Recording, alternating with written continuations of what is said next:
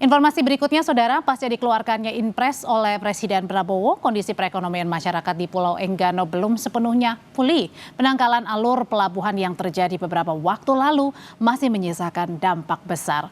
Meski pengangkutan hasil bumi sudah mulai berjalan, tapi masih terbatas karena harga angkut yang menjulang. Terparah. Biasanya sekedar badai apa ini nggak terlalu ini kan, kalau ini asli parah nih kan. Di tengah hamparan hijau pohon pisang yang seolah menjanjikan harapan, nyatanya justru memberikan mimpi buruk. Harga jual pisang sebagai hasil bumi terbesar Pulau Enggano masih anjlok. Harga pisang satu tandan yang sebelumnya dijual Rp40.000 hingga Rp60.000 kini hanya dihargai Rp20.000 saja.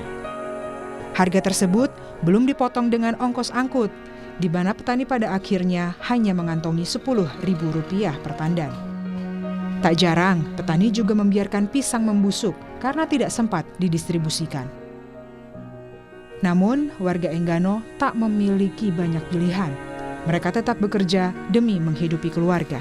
Kita kebunnya batas belakang ini yang kita kelola, paling batas 500 ribuan ada. 400, itulah batas normalnya. Kalau sekarang kondisi sekarang? Kalau kondisi yang sekarang nih paling dapat 150-200 itu yang ada sekarang nih. Cukupnya sih iya, tahulah sekarang kita keluarga kan enggak cukup lah harga yang kayak gitu. Harga sekarang kan kita tahu mahal.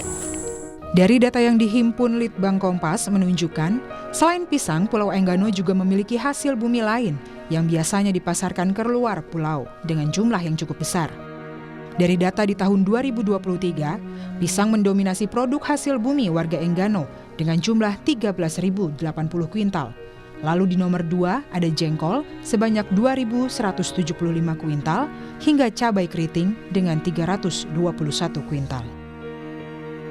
Meskipun alur pelayaran di Pelabuhan Enggano mulai kembali normal, namun para petani pisang masih harus berjibaku mengirim hasil panen mereka dengan perahu nelayan. Hal ini memiliki resiko yang tinggi karena perahu nelayan tidak dirancang untuk angkutan dagang skala besar. Belum lagi biaya yang harus dikeluarkan pengepul hasil bumi, di mana mereka harus merogoh kocek lebih dalam, bahkan bisa sampai Rp20 juta untuk angkut 20 ton pisang. Karena kondisi alur kan, jadi untuk sementara ini ya kapal nelayan kita pakai. Berapa ongkosnya kalau pakai nelayan? Ongkosnya tuh per kilo dia bang, dia 1.000. Nah, kalau misalnya ada 2 ton ya 2 juta berarti kan. Kalau ongkos nelayan kemarin bang 20 juta sewa kapal, ada yang 15, tergantung dari kapalnya juga bang. Itu kapal feri atau kapal? Kapal nelayan bang. Kapal nelayan kecil itu bang? Iya nelayan kecil. Sedangkan yang diangkutnya juga terbatas bang? Terbatas ya, terbatas. Cuman bersihnya ya dibilang nggak ada bang.